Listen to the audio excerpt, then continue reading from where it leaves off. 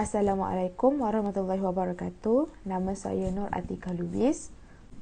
Kumpulan kami ingin menceritakan tentang sumbangan-sumbangan tamadun Melayu. Tamadun Melayu merujuk kepada sebuah tamadun yang dibentuk oleh sekelompok manusia yang secara luasnya digolongkan sebagai kumpulan orang Melayu.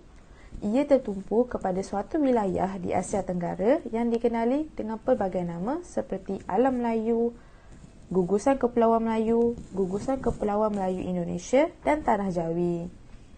Sumbangan yang diberikan oleh tamadun Melayu antaranya ialah dari segi pendidikan. Sistem pendidikan di Tanah Melayu mula memperlihatkan kewujudannya selepas kedatangan Islam pada abad ke-15. Sistem pendidikan di kalangan masyarakat Melayu terbagi pada dua. Yang pertama adalah sistem pendidikan informal dan yang kedua adalah sistem pendidikan formal. Sebelum kita pergi kepada sistem pendidikan tidak formal, kita perlu tahu apa dia matlamat pendidikan tidak formal. Pada ketika Alam Melayu pada tahap awal penerimaan Islam, masih terikat dengan asas pendidikan tidak formal yang berasaskan kepada kehidupan tradisional. Pendidikan lebih ditekankan kepada keperluan kehidupan semasa dan berkembang kepada pendidikan Islam sebagai asas kehidupan. Setelah kemasukan Islam, perkembangan pendidikan Islam mula berkembang dan menimbulkan kesedaran kepada masyarakat Melayu serta pendidikan mula dibuka kepada kaum lelaki dan kaum wanita. Asas permulaan pendidikan di Alam Melayu adalah dengan mempelajari Al-Quran dan hukum agama. Seterusnya kita pergi kepada sistem pendidikan tidak formal, iaitu yang pertama dari segi pengalaman, pemerhatian dan latihan. Ilmu pada ketika itu diturunkan melalui proses pengalaman, kerja-kerja pertukangan dan pertanian.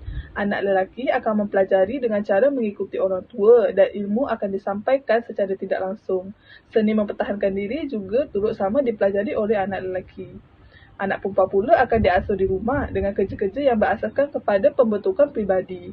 Mereka akan diasuh dengan pendidikan memasak, pendidikan mengemas rumah dan kerja-kerja yang melibatkan kraf tangan. Yang kedua adalah dari segi pendidikan agama, iaitu di rumah guru atau surau.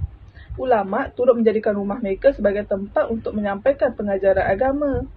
Hal ini terbukti dalam sejarah Melayu apabila Sultan Mahmud Shah telah mendatangi rumah Maulana Yusuf untuk mempelajari ilmu agama.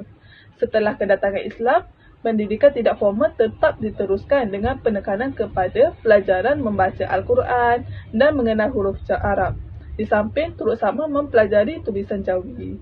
Asas sembahyang, ilmu tauhid, akhlak, halal, haram turut diberikan penekanan pada tahap awal pendidikan tidak formal di Tanah Melayu.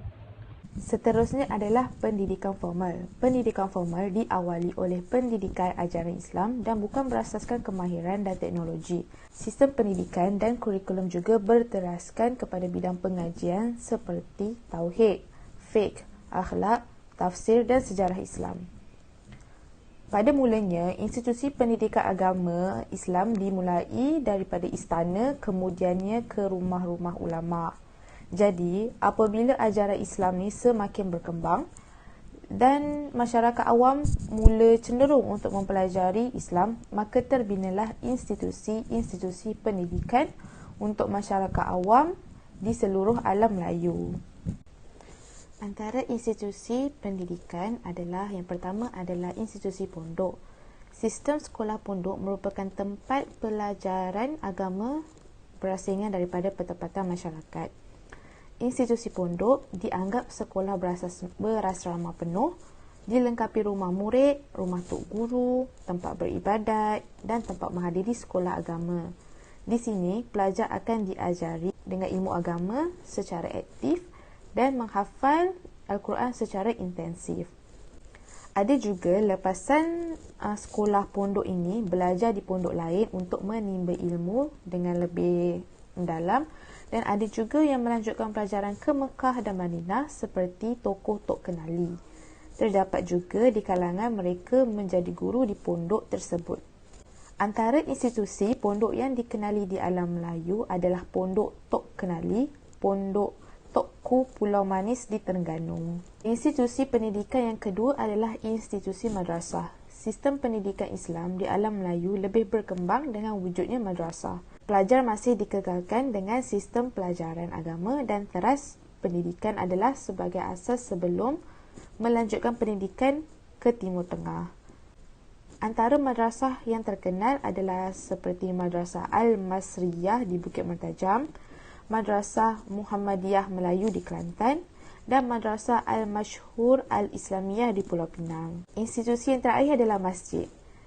Masjid berperanan sebagai pusat kegiatan ilmu di alam Melayu. Contohnya, Sultan Pasai datang ke masjid untuk mempelajari agama. Ya, selain daripada kewujudan institusi pendidikan, pencapaian tamadun dalam aspek pendidikan ialah kecenderungan Sultan dalam menguasai pendidikan Islam. Minat mereka dalam menguasai pendidikan Islam ini telah menyebabkan Sultan mengarahkan ulama menulis dan menterjemahkan kitab agama Islam dari bahasa Arab ke bahasa Melayu. Ianya adalah untuk menjelaskan ajaran Islam dan menjawab permasalahan masyarakat dalam perspektif Islam. Contoh kecenderungan para Sultan ialah Sultan Mansur Shah yang mempelajari kitab Dur Al-Manzum, Sultan Mahmud Shah yang mempelajari kitab Al-Lumah yang juga dikenali sebagai kitab maklumat, dan akhir sekali, Sultan Alauddin Riayat Shah yang merupakan Sultan Selangor yang telah menjadikan ulama sebagai penasihat. Sultan Alauddin juga telah menjadi khatib dalam solat Jumaat. Selain daripada kewujudan institusi pendidikan, kecenderungan Sultan, kemunculan golongan intelektual Melayu dan kelahiran naskah-naskah Melayu juga merupakan pencapaian tamadun dalam pendidikan. Golongan intelek Melayu zaman awal memberi tumpuan kepada asas agama dan falsafah. Antara intelek Melayu yang tercatat dalam sejarah ialah Hamzah Pansuri, Syamsuddin Al-Sumutrai, Nuruddin Ar-Raniri dan Muhammad Arsyad Al-Banjiri. Okey, akhir sekali, kelahiran naskah-naskah Melayu atau manuskrip Melayu. Naskah Melayu yang dihasilkan oleh golongan intelek Melayu ini merangkumi segala aspek kehidupan masyarakat seperti perubatan, ilmu falak, undang-undang, pengetahuan Islam dan kemasyarakatan. Sebagai contohnya, naskah perubatan yang berjudul Kitab Tib, naskah undang-undang berjudul Hukum Kanun Melaka, naskah agama Islam dalam bidang tauhid berjudul Masail Al-Muqtadi li Ikhwan Al-Muqtadi. Sekian, terima kasih.